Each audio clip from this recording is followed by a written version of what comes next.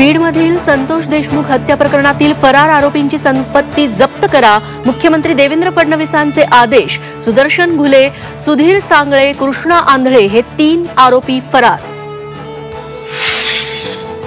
संतोष देशमुखांच्या मारेकऱ्यांना फाशी झाली पाहिजे, 2 तारखेपर्यंत आरोपींना अटक न झाल्यास आंदोलन करणार, खासदार बजरंग सोनावणेंचा सरकारला इशारा। बीडमधील दहशतीच्या म्होरक्याचा आश्रयदाता धनंजय मुंडे, संभाजीराजे यांचा बीडमधील सभेत थेट आरोप। धनंजय मुंडेंना जिल्ह्याचं पालकमंत्रीपद दिलं तर आपण बीडचं पालकत्व घेणार, दिला इशारा।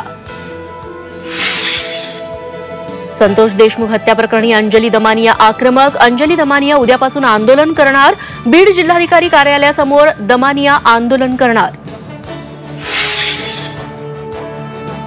अभिनेत्री प्राजक्ता माळींकडून सुरेश धस यांच्या विधानाचा निषेध, महिला कलाकारांची नाहक बदनामी, सुरेश धस यांनी माफी मागावी, प्राजक्ता माळींची मागणी, मुख्यमंत्र्यांनी लक्ष घालण्याची विनंती।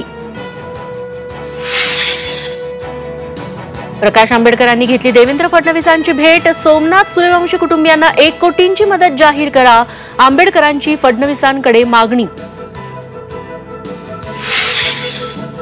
नववर्षाचं स्वागत करताना सावधान, दारू पिऊन वाहन चालवणाऱ्यांवर होणार कारवाई, नवी मुंबई पोलीस आयुक्तांचे कठोर निर्देश।